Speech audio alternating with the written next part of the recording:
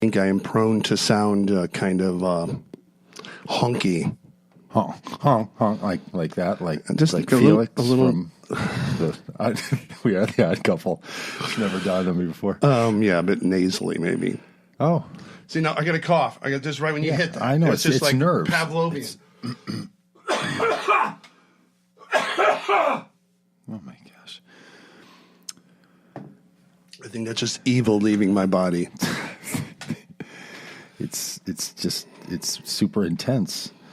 In the morning with Doug and John. Someone said to me the other day, What? when I said we sing this theme song or something like this, they said, "Oh, is that a shtick related to like the TV show Community?" Do you know this? I'm aware of the show. The episodes I've seen, I've really liked it. I think it was exceptional.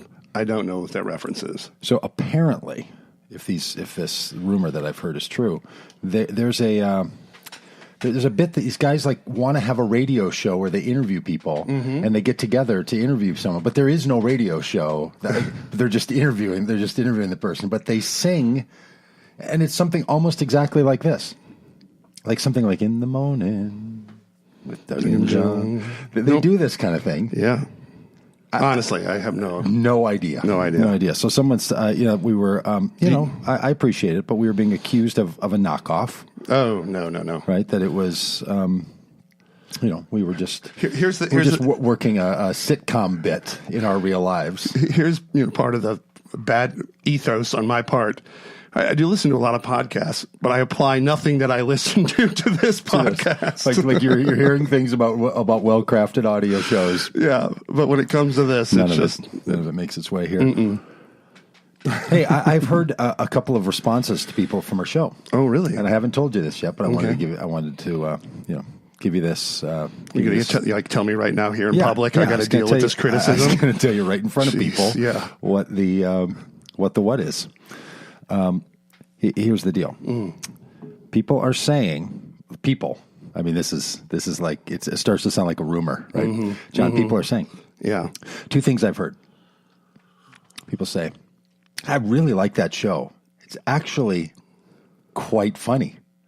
I find myself laughing out loud. Oh, that's great. Yeah. People laughing aloud.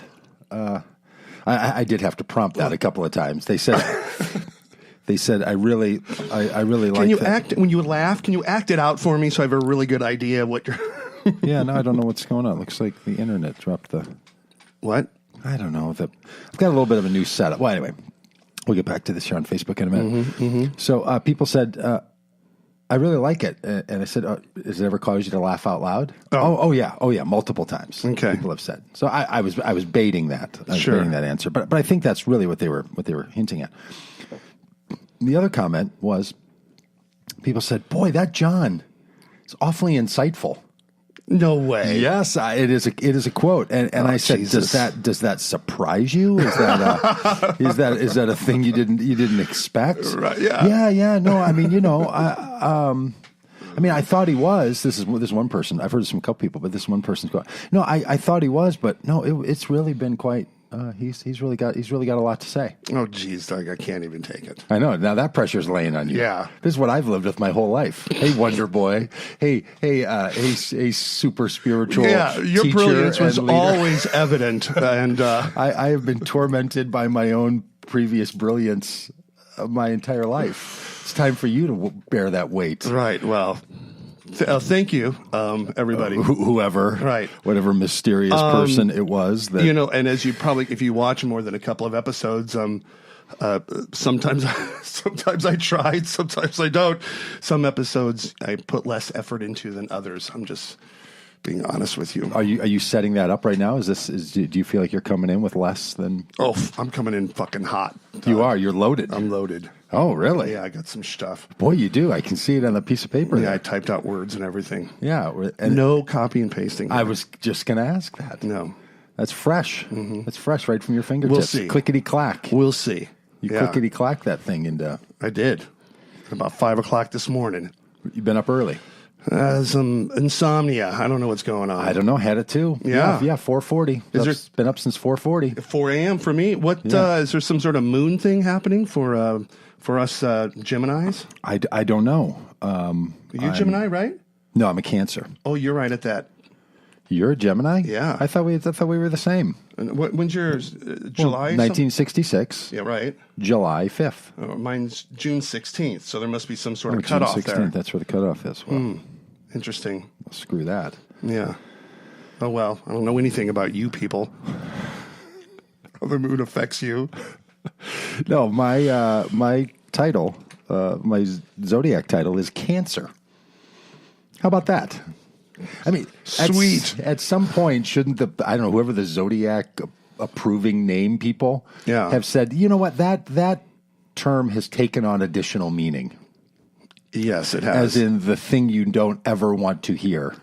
Like the worst possible set of conditions for a human being. The only other word you want to hear associated with Cancer is survivor.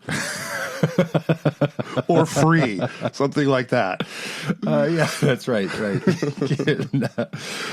Or immune, in the near future, hopefully. As opposed to, no, that's my core sense of my essence in the zodiac. Is to obsessively eat away at everything else like a frenzied shark. I've been thinking a lot about death lately. I didn't even know how I was going to bring that up, but this cancer conversation is one of those. Yeah, that great segue. Yeah, and maybe it's because of all the deaths, that the public deaths, the suicides. Maybe I've been thinking about it because of that. But I was listening to a radio program about health insurance and the ACA and yada, yada, yada. Mm-hmm. And there are two economists, and one of the economists said, this really great point. Big difference between health care, and health insurance. And often those become conflated in someone's lived experience, because to get healthy, you might need health care via health insurance.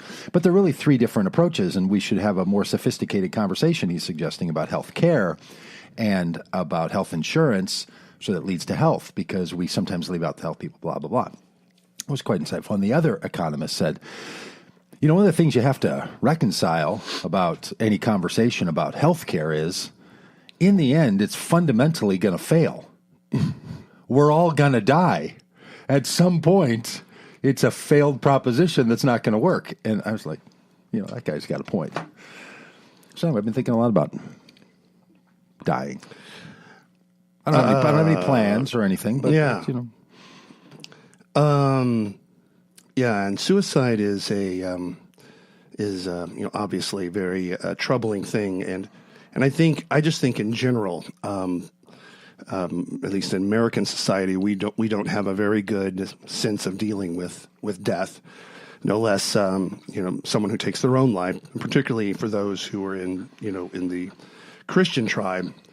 So, you would think that suffering, you'd have a good, language and response to it, but there really isn't. It doesn't seem like. And I think there's a lot of emotions that we go through, and in a sense, I think all of them are okay, because we're just immature in our ability to deal with it. Like, for instance, Val Kilmer got into some trouble by saying that Anthony Bourdain was selfish in killing himself.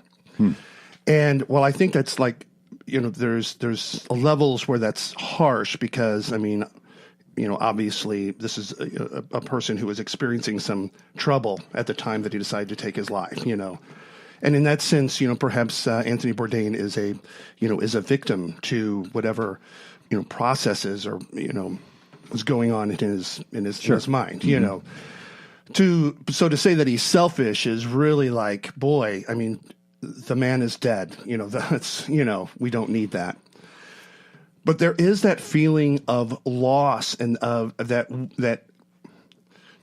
we have been deprived of that person now. That willfully, not through some sort of, that I think triggers feelings, as immature as they may be. Yeah. Of like, oh, why did you do that? But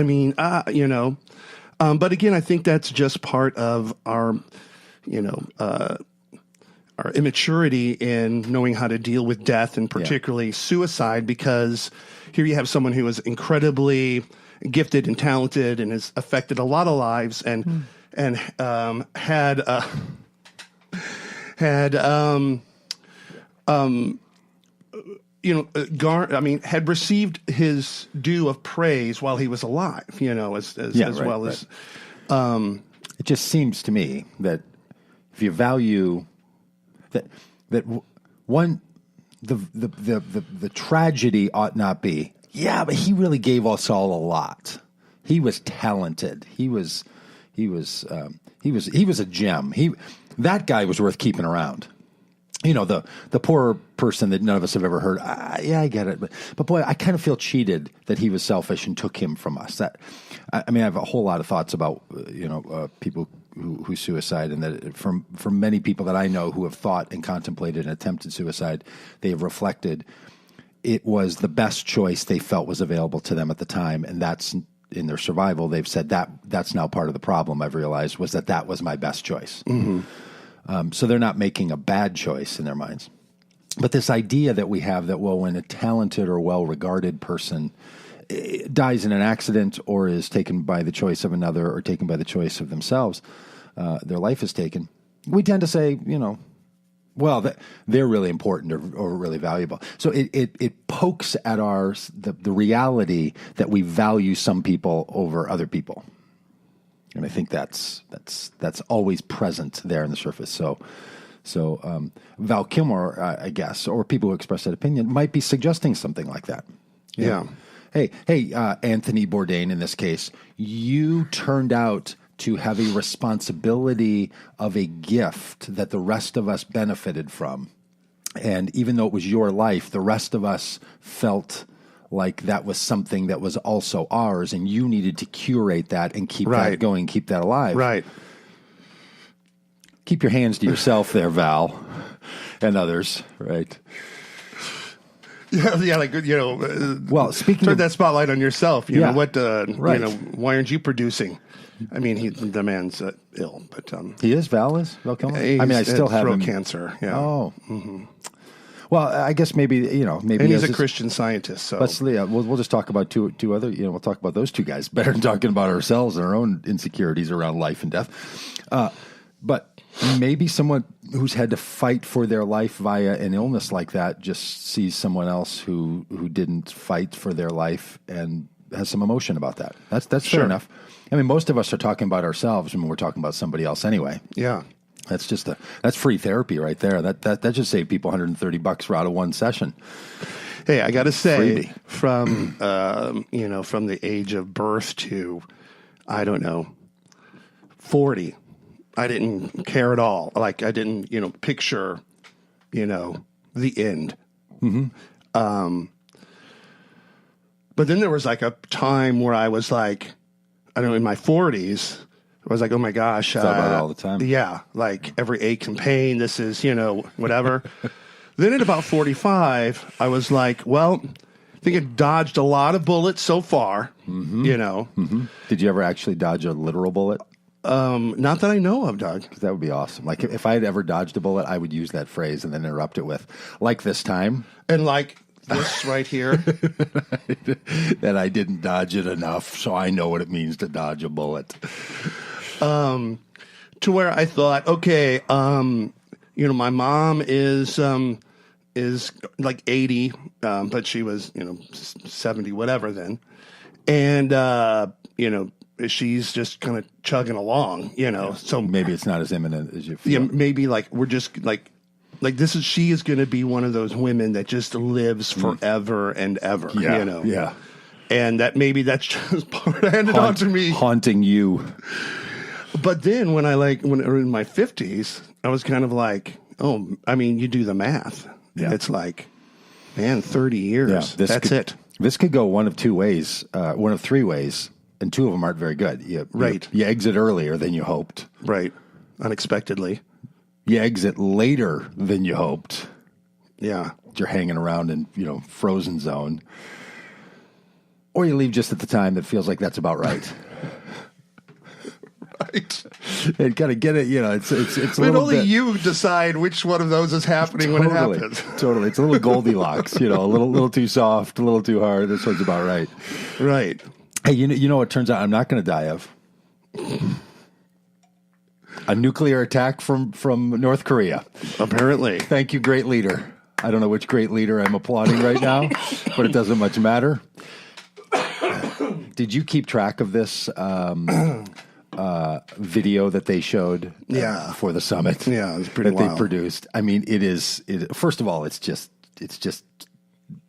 cheesy and shitty as can be. Like it is everything that sell someone a condo video is about. If you've ever been to a buy vacation property presentation, that's pretty much what it was. Yeah, unlike just what he promised, junk. the best people did not work on that. The best people did not work. I mean, the voiceover guy was pure.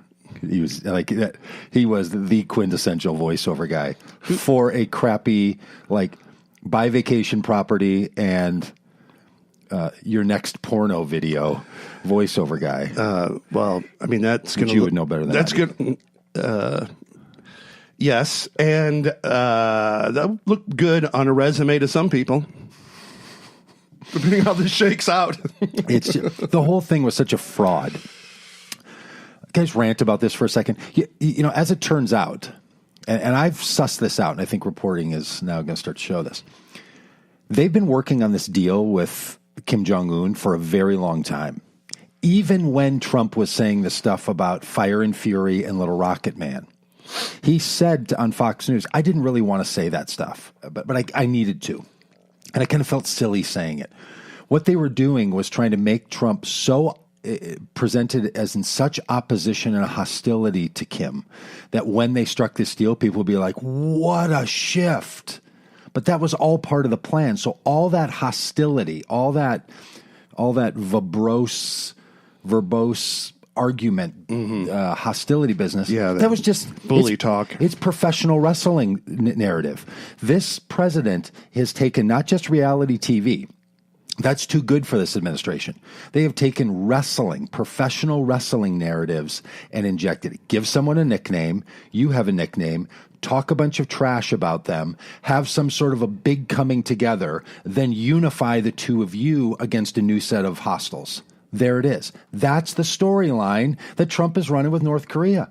It's unfrickin' believable. Yeah, and I think that was a storyline of like, WrestleMania 65 as well.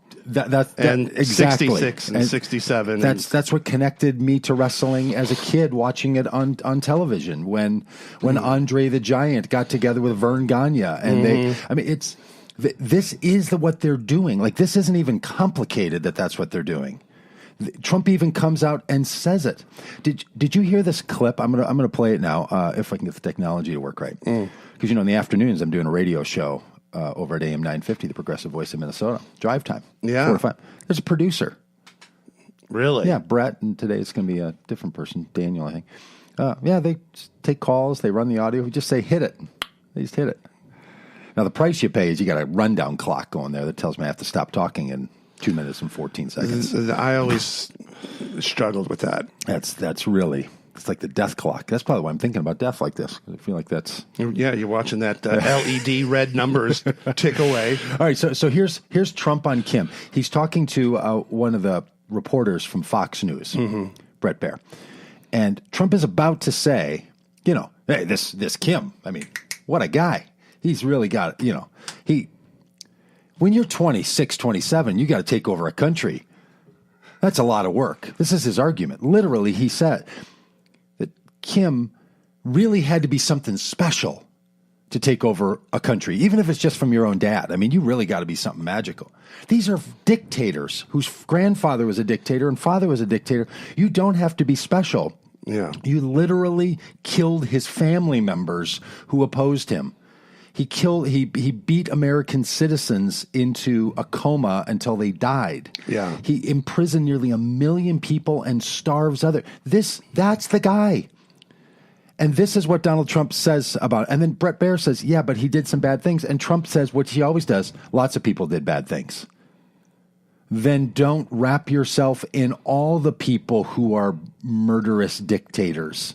Like, that is not the fact that we have a totally valueless president, and I don't just mean personal values or his net worth, but that he doesn't lead by a set of values is a terribly troubling thing. I know some people are glad for that not to be the case. They just want a transactional president. I get something, you get something. Who cares if there's any morals being met or values being upheld or any sense of ethics? Yeah. We're just going to get what a guy can get kind of attitude. Some people really like that. They really want that.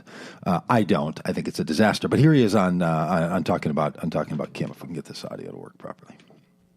When you take over a country, with tough people, and you take it over from your father, I don't care who you are, what you are, how much of an advantage you have. If you can do that at 27 years old, that's 1 in 10,000 that could do that. So he's a very smart guy. He's a great negotiator.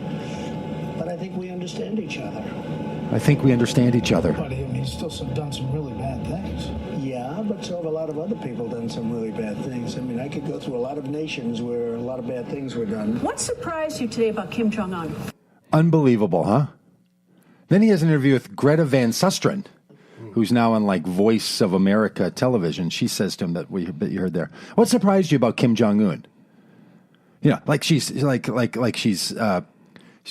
who's the guy on wrestling here that would interview the little short, bald guy, right? Little bald guy. Yeah, I don't know. And he'd stick the microphone.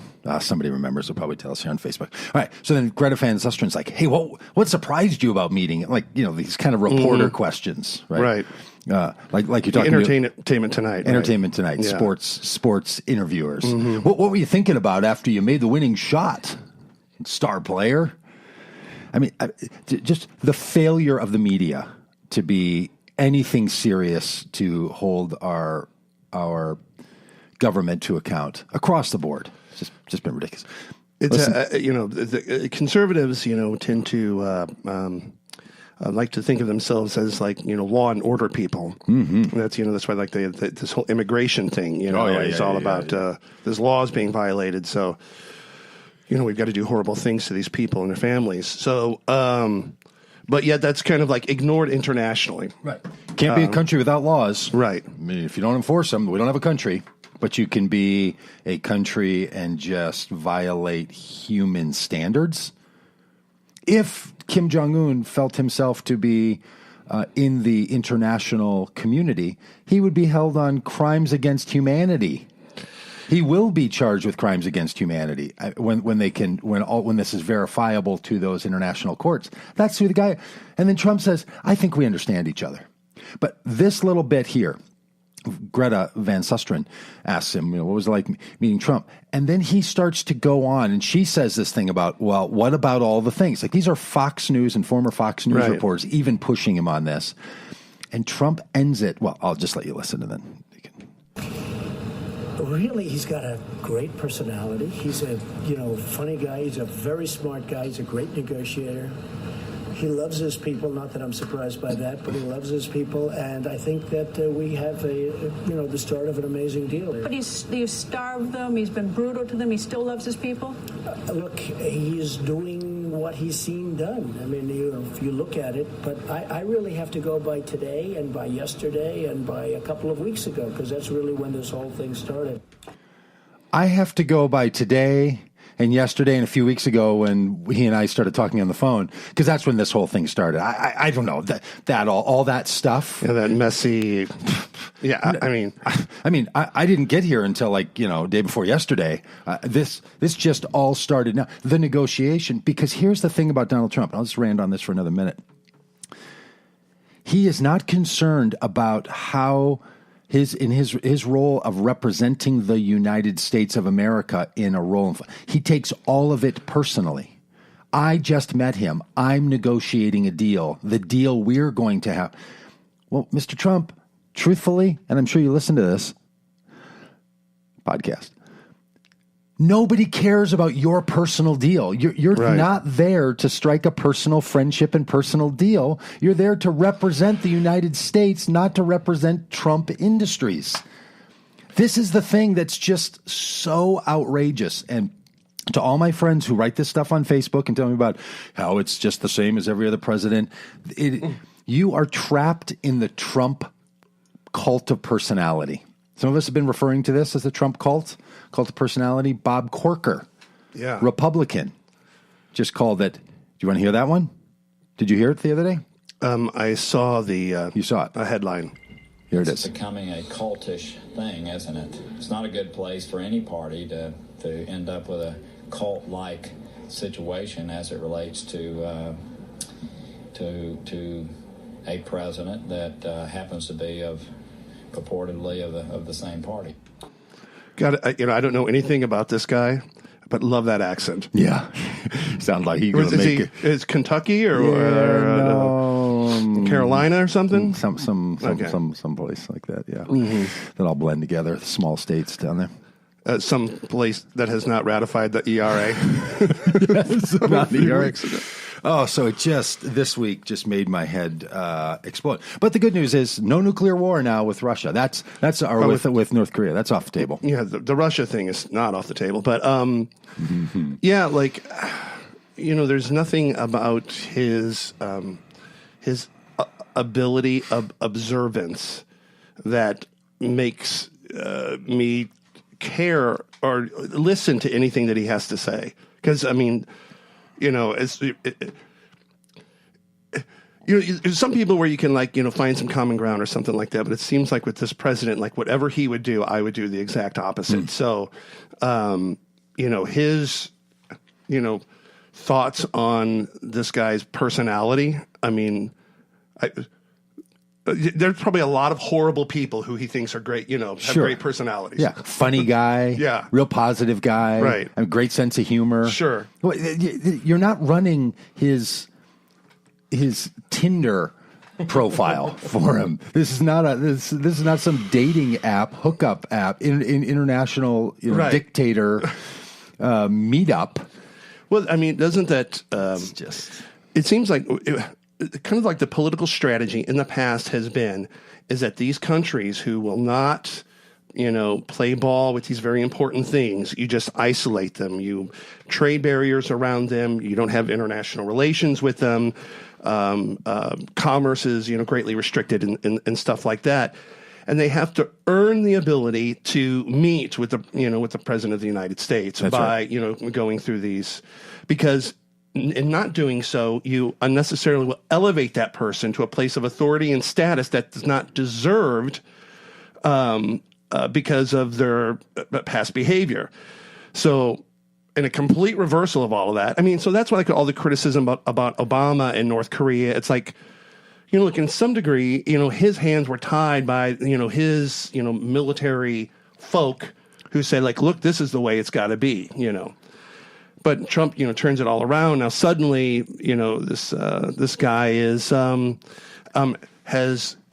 being rebranded. Rebranded, great word. By Trump, and as a really great guy, great leader, super smart, really funny, great sense of humor, great negotiator. yeah, No, those are not the terms you use for the dictator of North Korea. First of all, they're not. Well, he is probably a better negotiator than Donald J. Trump, president of the United States, because what Kim Jong-un gave, what he signed, was a reaffirmation of his commitment to denuclearize. Meaning, they have said before, we will denuclearize. So he said, I will reaffirm that. My position stays the same. Denuclearize. It's what I said to Clinton. It's what I said to Bush. It's what I said to the Obama administration. Same thing.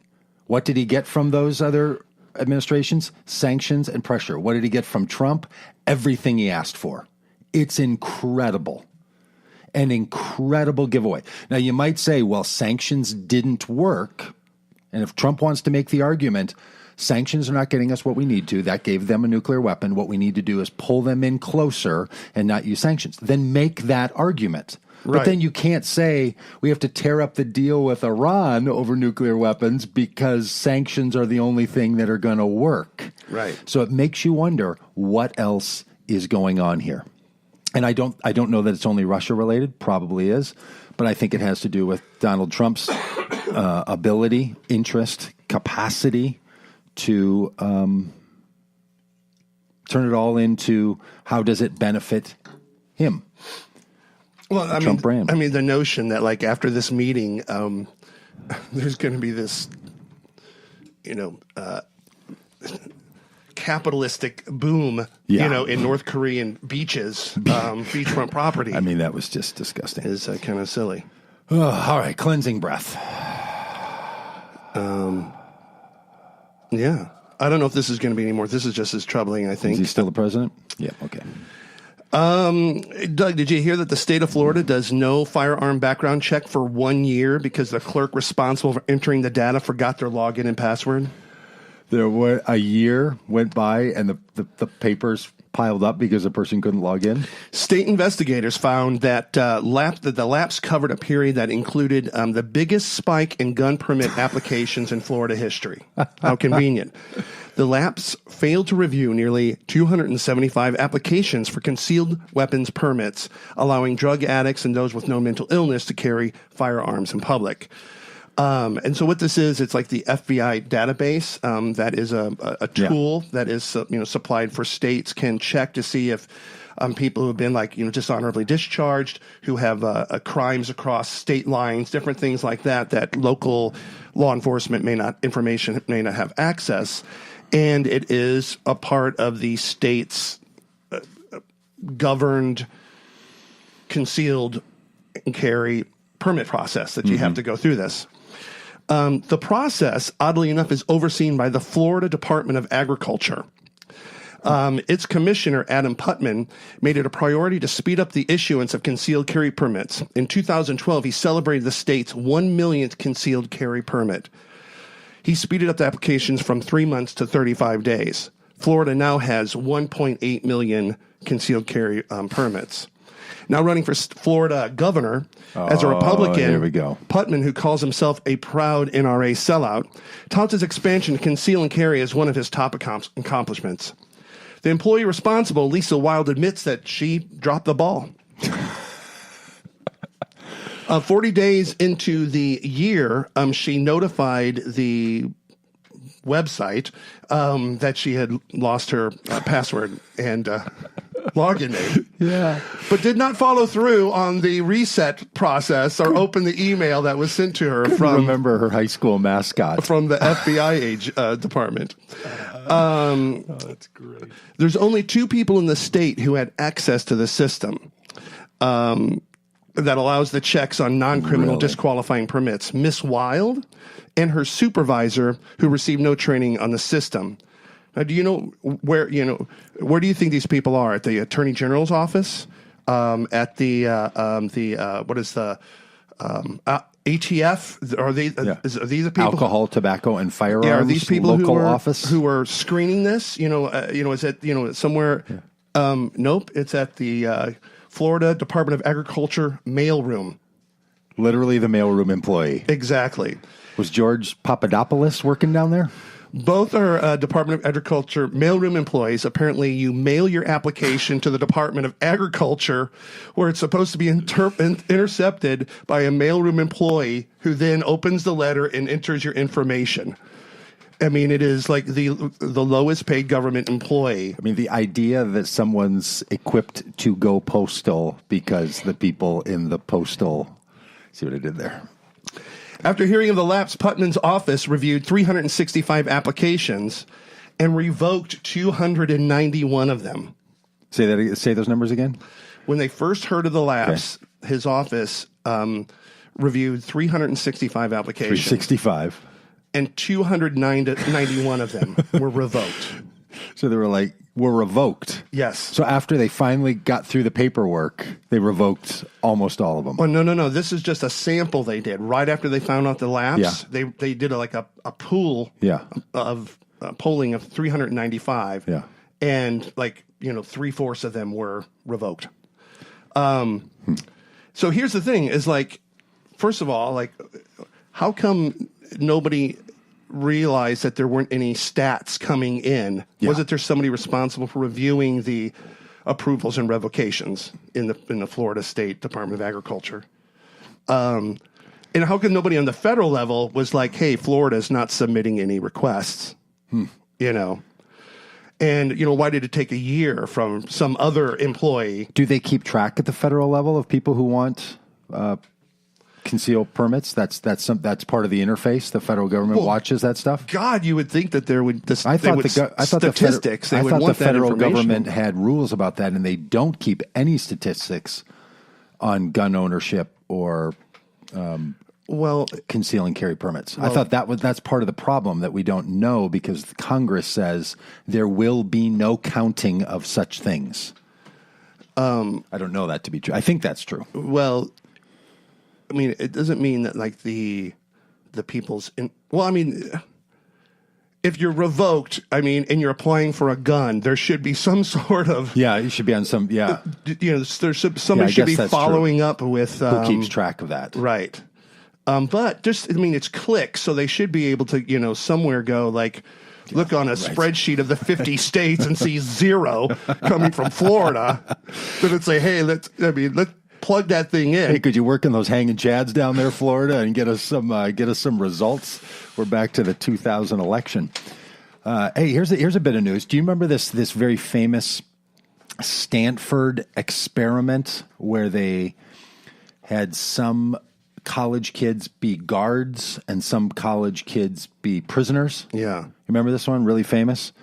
And it's become sort of the basis for understanding that human beings are essentially power-hungry, evil beings, and if you give them a little bit of power, they will turn it on the other. You know this study? You know what I'm talking about? Yeah. The really famous one is called the Stanford Prison Experiment. Turns out, fraudulent. What? Fraudulent and deceptive. Deceptful. The people who put it together. In fact, the people who were running who were the students in the particular study, thought they knew what the researchers wanted, and one of the people who's quoted in the study as one of the examples had taken some improv classes. And the way he puts it himself is he said, a new expose. This is a little. Can I go to the bathroom? Article. Yes, and I'm going to beat you. Yeah. a new expose based on previously unpublished recordings.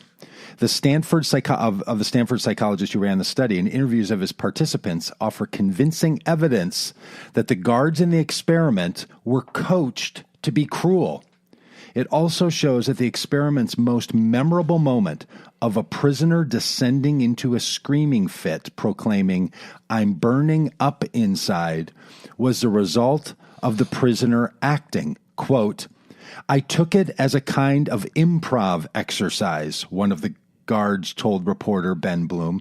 "I believed I was doing what the researchers wanted me to do." And then this article goes on to talk about a whole number of studies from the psychological annals of what we know about human behavior that have that suffer from this very similar kind of treatment. Well, where do we go from here, Doug? Well, you can't trust science, John. That's what that tells you. Can't trust science. But it's a real see, there's a bias that comes in that if you assume look, one of the things about science, and I do buy it totally and completely, but it only will tell you what you ask of it.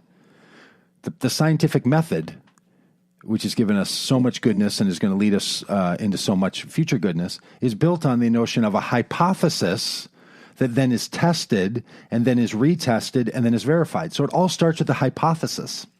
And in social sciences especially, but also the hard sciences, it's that setting of the hypothesis that sets the set of conditions that are going to be studied and then interpreted. So that's why the hard sciences don't like the soft sciences. That's right.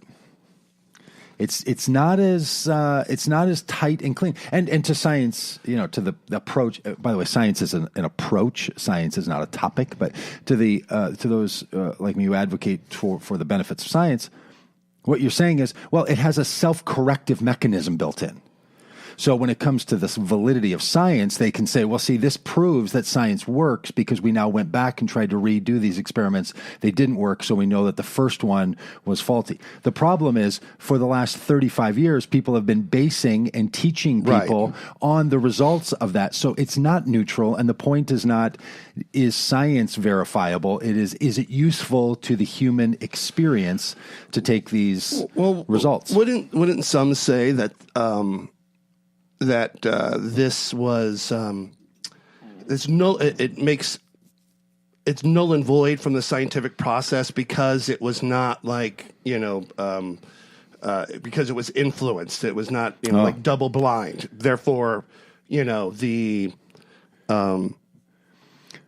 should not even be. Yeah, I do think the psychological studies have a different criteria than some of the hard sciences, which is also bring up as part of the fight.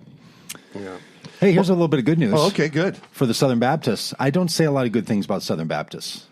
Good, because I got a story hammering Baptists. You do? I do. Well, which should we do first? Let's. Do you hit them with the stick, or do you give them the carrot? Oh, this is the stick. Do you hug them, or do you hit them? All right, let's hug them. I'll hug them, you hit them. All right. As the Christian and the that makes non-theist. I'm comfortable with that arrangement. Yeah, we know what you people do, Stalin lovers. Stalin? Stalin, yeah, he was the atheist. He's the famous atheist. Right. You think all wars were started by religious people? How about Stalin? Yeah. A Georgia church. Do you want me to start listing off with I don't want your whatabouts. I'm just saying, just own yours. Just with own the yours. Jim Jones and the. Don't get into your whatabouts all here. All right, okay. Just own your own atheist murderer. Just go ahead, Doug Patrick. Georgia church. Yeah. Is being expelled from the Southern Baptist Convention because of their racist behavior. Good for the Southern Baptist.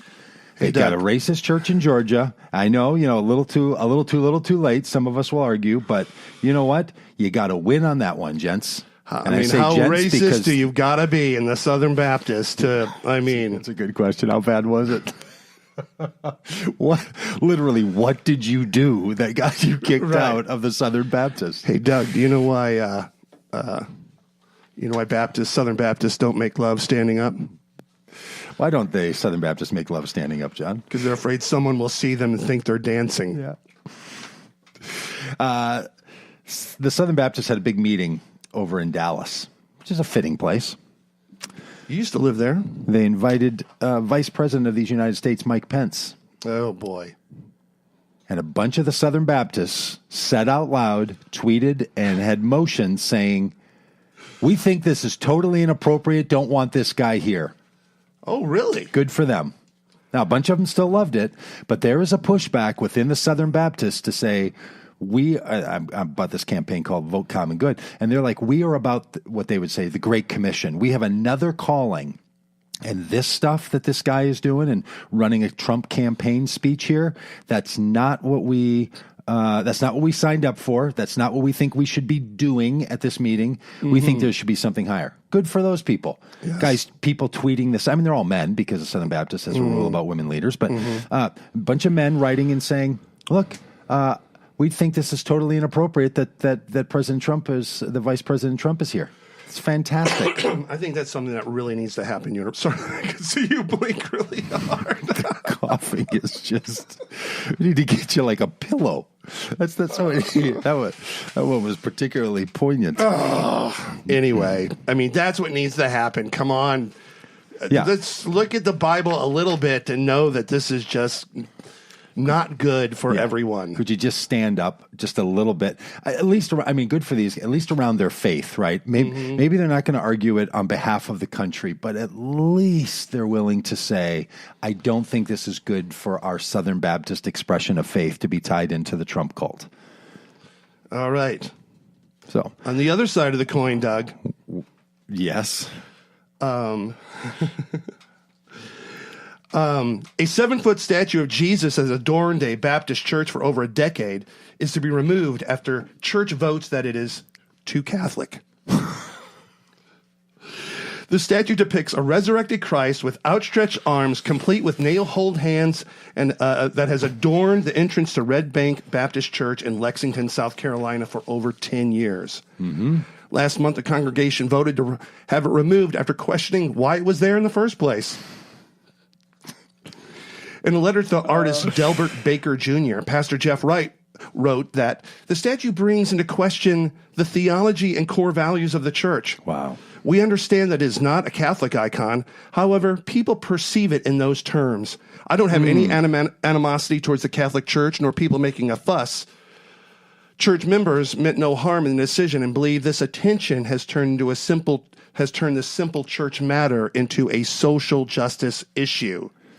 And they're not happy with that. Some have, well, they don't like social justice. They think that's I see. I don't know.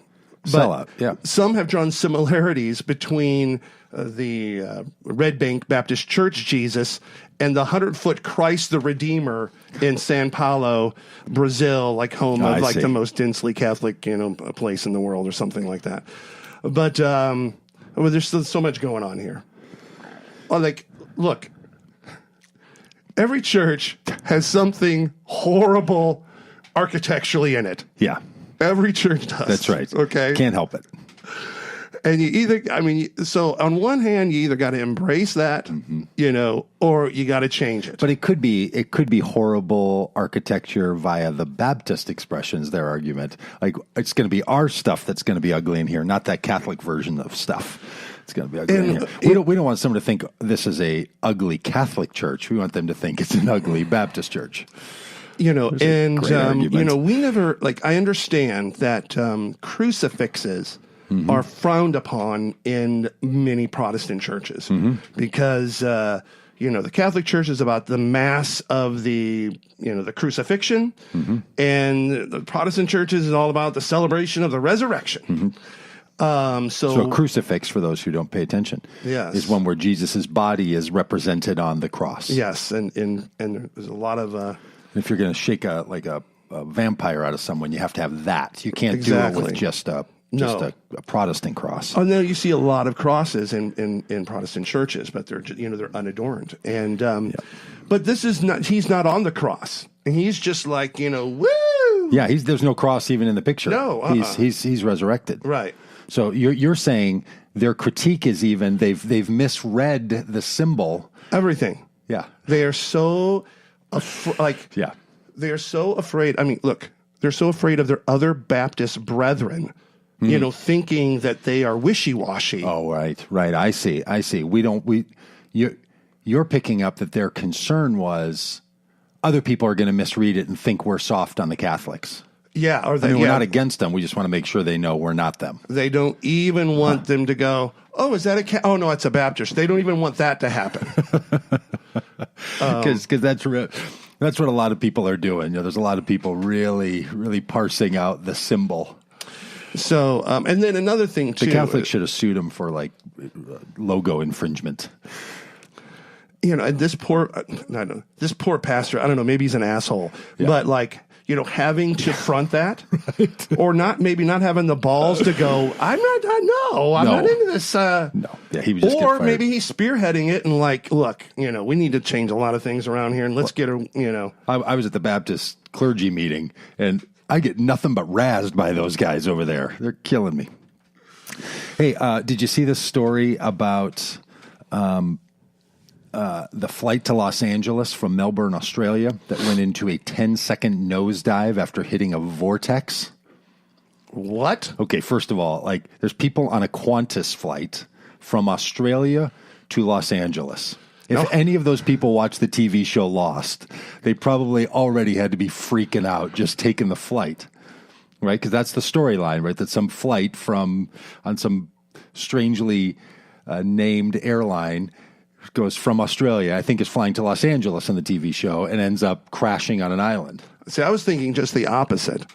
I was thinking about how cocky were those people in that plane from flying Qantas who has never crashed ever. There's no seatbelts on there. They're just lounging around. But this person says it was between an hour and 2 hours after we left LA, and all of a sudden the plane went through a violent turbulence and then completely upended, and we were in a nosedive for 10 seconds. We were all shit. lifted from our seats immediately, and we were in a free fall. It was that feeling that you have at the top of a roller coaster that you've gone over the edge, the peak, and you start heading down. It was an absolute sense of losing your stomach that we were nosediving. The lady sitting next to me and I screamed and held hands and waited, but thought with absolute certainty that we were going to crash. It was terrifying. I mean, it is the thing that you just fear. I'm on airplanes a lot, and I think about the people walking up and down the aisle, especially the flight attendants whose primary purpose is your safety, but they're also going to bring you a cool drink and a package of almonds. You think you just speed it up a little bit? I'd be good with that. Man, those people, and this has happened to some flight attendants, if a plane hits some turbulence and they shoot up, the plane drops 4 feet. Right. But a 10-second nosedive, there must have been stuff flying all over that airplane. Oh my gosh, yeah. And just the terror. I don't know that I'd be on an airplane again. I think that would be it if I went through something like that. And so they did. Apparently the pilot pulled it out somehow, right? Yeah, apparently after they went through the nosedive and were out of the vortex, the plane, these are very sophisticated jets that can handle all that. Like, I think something kicks in to level the plane and to. Oh my God. Yeah. That would probably be my last flight. I just wouldn't. That's the end of it. Speaking of what should be the end, it should have brought about the end of the Sin City 1, 2, 3, 4, 5, 6, 7, 8 parties, but there is going to be Sin City 9. Boy, you might not know about the Sin City parties. No, enlighten me. Well, manage. What's the word I'm saying? Manger. What's the word when there's a 3-person menage? Menage. Thank you. I was reading the word and I've lost it. Menage Life is an organization that is put together. I'm like, is he trying to say menage? So there's an organization called Menage Life. Okay. And they were attempting to break the world record on the most people participating in an orgy. Ooh. They wanted 1,000 people to participate in a monumental sex party. The previous record was 500 people. That really happened. Yeah. They were going to break it. They didn't. They only were able to convince 375 swingers to come join their Sin City. Which is nothing to sneeze at, nor do you want to do a lot of sneezing at a 350-person orgy. It is... I think I maybe tend to like the spicier things in life, But this does turn my stomach a little bit. A little bit. To think about 350 writhing, sweaty, just like a big bowl of what are the earthworms? The big fat earthworms. The big bowl of. Ugh. Like who are the people that said, night crawlers? I just really want to make sure that I make it to Sin City 8. Well, apparently 125 people did make reservations. 375. Well, I mean, I'm sure there were couples.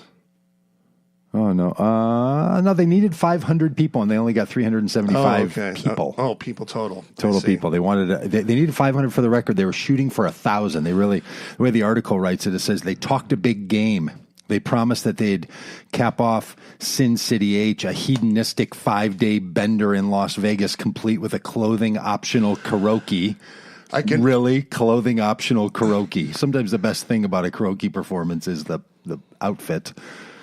A kitten play party, and something called Slut Olympics, with a sex party that would make history, bragging that more than 1,000 people would participate in their monumental I'm interested in orgy. about 80% of those things on that list. But anyway. And they failed. Could you imagine tanned... I'm just not sexual enough for this. Tanned, hairy, sweaty...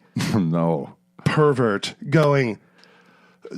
Only 350 to this orgy? What a jip. I was expecting 500. Right. Can you imagine how frustrated people were that there were only 375 people involved in some sort of And I know, look, I get it. I'm prudish, and people will say this is the kind of narrow-minded prudishness that causes people to be sexually repressed in our society. Look, man, But Sin City 9's coming. Hey, so Google that. that's 1,000. They're going to do 1,000 on that one. Or? Yeah, and I don't know if I read in the article where it's happening. Well, they would, they're a little chastened, not sexually, but in their planning, because this one didn't go so well. They had to change venues. And there were holding their a whole lot of cards close to their bare But if you chest. ever find yourself in Las Vegas for some sort of a purpose, you could. And what time of year didn't this usually go on? This was like last week. No, well, last week. Yeah, Yeah, I think like if that was a news story. hey man, if you're like really into some like kink, I mean, when you're into that, you got to periodically look at yourself and go, okay, what's going on here? Yeah. I mean, am I just having fun, or I'm really just feeding something that probably needs to go on a diet? Got the candida. You got a candida buildup in your too much sugar. You might have a candida buildup in a whole lot of places. All right, I've got those self-help tips. Are you ready for one yet? Sure, let's do it. I need boy. Although I got to tell you, Doug, I don't need a whole lot of confidence boosting after that praise I received at the top of the show. That not only people laugh out loud at you, but they find you insightful. Yeah. Well, I'm sure. It's like I'd rather be considered a fool and be silent than to open my mouth and remove all doubt, which I probably just wiped away all of that feelings, in this show. But yeah, I should. Yeah. We should just be careful. Make sure you heard that right. You were insightful. Don't miss that. Okay. Insightful and laugh out loud funny. All right, stop it. I mean, if that was Donald Trump saying this, I would have thought maybe you were. I'm getting to messing. Some sort of a dictator. All right, so here's the tip. That means I'm getting an erection. And this is important for you because of your new job. This is why I picked this one for you. Self-help tips for John. Doug, you're just like Doug. Teflon. 6 things because of your new job that you're going to be now working 9 to 5. What a way to make a living, working 9 to 5, all taken and no given. Yeah. How often do you quote a Dolly Parton song in your life, John? Well, I would have chosen like, I don't know, BTO. Buckman Turk. All right. 6 things that you should do 6 things you should do during the first hour of your day. This is how to start your day off right to be a successful person. You ready? Yeah. This is not going to bode well for you, my friend. I'm just going to say there's 30 minutes of that first hour, like dreading that you're alive. Because when I wake up, I'm not good. Using the first hour of your day wisely can set you up for a productive and intentional day and even a whole week. Number 1 of the 6 things you should do. Start with mindfulness. Meditation and mindfulness. That first one should like whet your appetite to draw you into the rest of the list, not like immediately go, okay. And look, it's not just that that's not really my thing, but the word mindfulness. Is this from Forbes again? Just really. Men's Health? Maxim? Huh?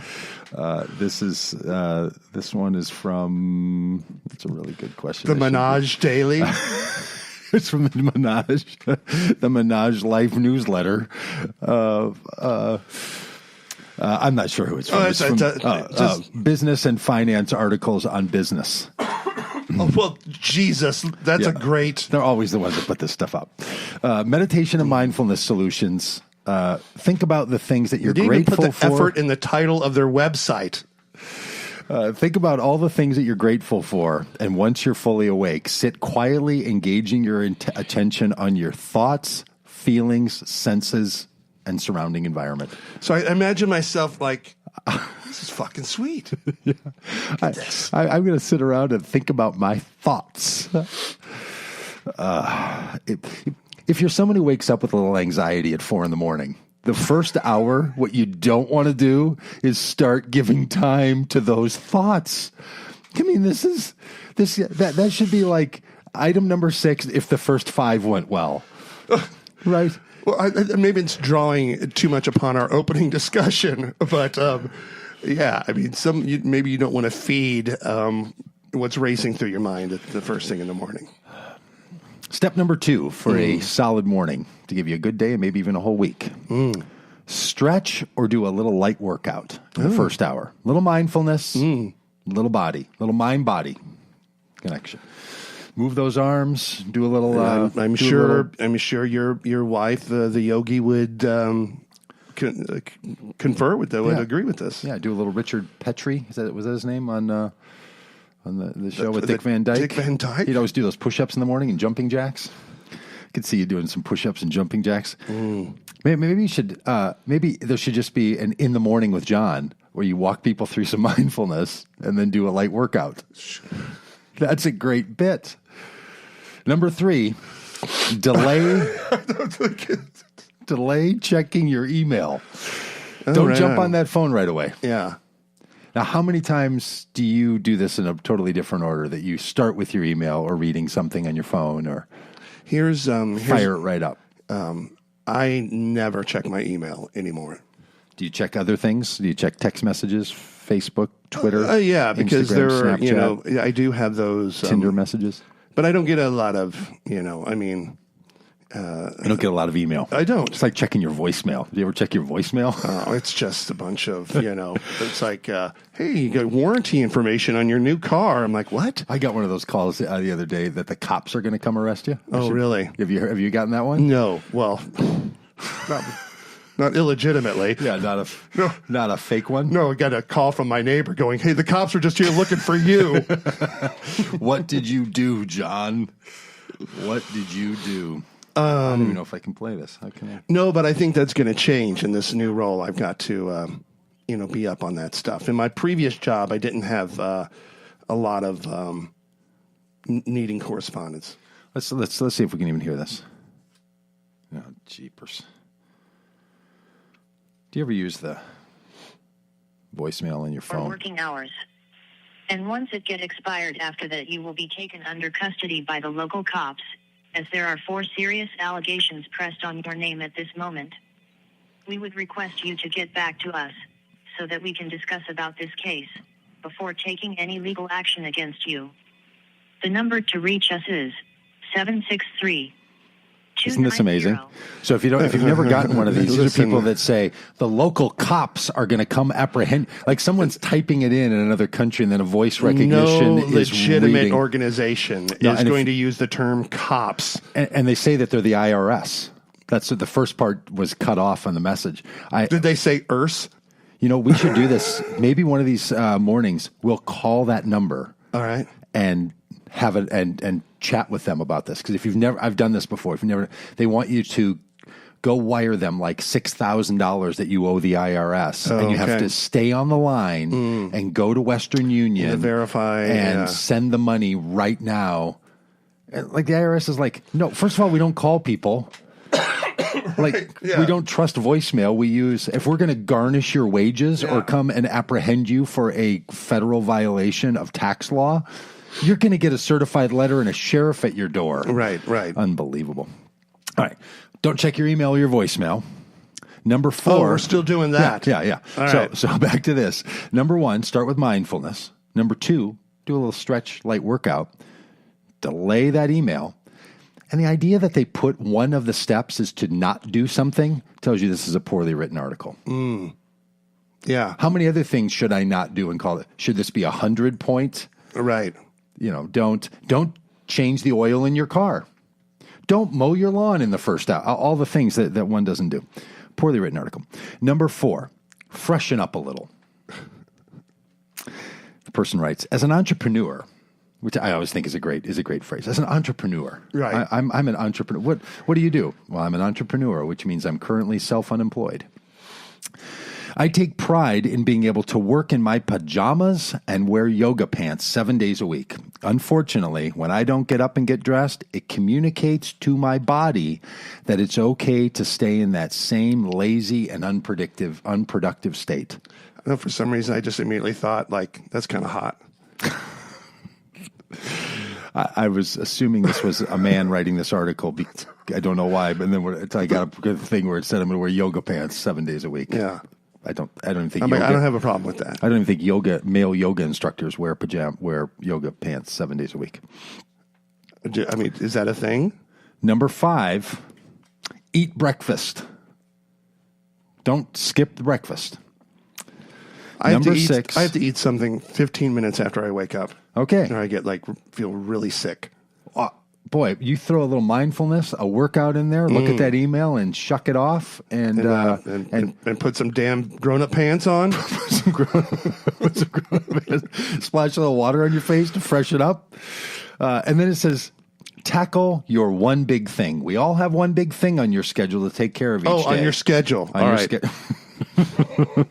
Because, that's a part of some morning routines. Tackling that one big thing. Either alone with someone else, hey, good morning, America. You gotta love the one you're with. Well, I got something to talk about that, but maybe we should step you off the radio. This is enough. All right. So anyway, that's the helpful tip. Do the thing that's most important. Eat some breakfast. Don't check your email. Freshen up a little. And stretch and think about your thoughts. This is like instructions to the robots on Westworld after they first wake up. This is how to be human. It's really something. All right. That's what I got. What do you have? Anything else? This is just dumb. Scientists in New Zealand are using selective breeding to make sheep less gassy. Methane makes up 16% of greenhouse gases, so these New Zealand scientists are using selective breeding to so they'll fart and burp less. And by process of elimination, they began placing the sheep in a fart chamber. And there's pictures. There's like these plexiglass boxes with these sheep heads, sticking out. They got like masks on, but the chamber is designed to catch the toots because they want to keep it from warming the planet, or they want to use it as energy. Well, that is. What are they doing? Just with like it? some sheep matrix shit going on. Yeah, well, I know they're trying to do that with feces because it gives off all this methane. So they're trying to take the excrement of animals and humans and to use the methane that comes off and then to burn it as fuel. So that's one of the things that's going to solve the heat, the energy crisis around the world is when we start to use all the extra excrement. The issue with the sheep is gas coming from their asses. Oh, I see. So not necessarily the off gassing of their fecal chips. It's the internal off gassing but it's part of a larger story. They're doing like CT scans and stuff like that to be able to measure, the fat meat ratio of these animals. So they're really, using, to hone it down to like the perfect, sheep burger. Yeah, non-farting, burping, healthy sheep in New Zealand. Well, sometimes that which they learn about animals comes over to the human animal. Yeah, and. As a gaseous person myself. I don't want to be in a chamber 14 hours. No, but if they could figure that out there so that I can have a little freshen up, get my day off to a good start. Make that part of your six All right. things hey, you do. when do you start your new job? On Monday. Monday morning. I know. Crazy. All right. So we'll have to figure out next week's timing. Yeah. We could do the early morning thing if you want. I'll be good with that. Okay. Hold tight, everybody. We're going to figure this out. Yeah. We're not going to leave you hanging. All one of you, right? Watching the video. Just one person, really? No, it's a little disheartening. This thing doesn't read right. Okay. What your other iPad would that read better? It could be no one. Oh. The plus minus. It's not accurate. Could be otherwise. It could be 2, could be 0. It just kind of defaults to 1. Got it. All right. Good morning, John. Good morning, Doug.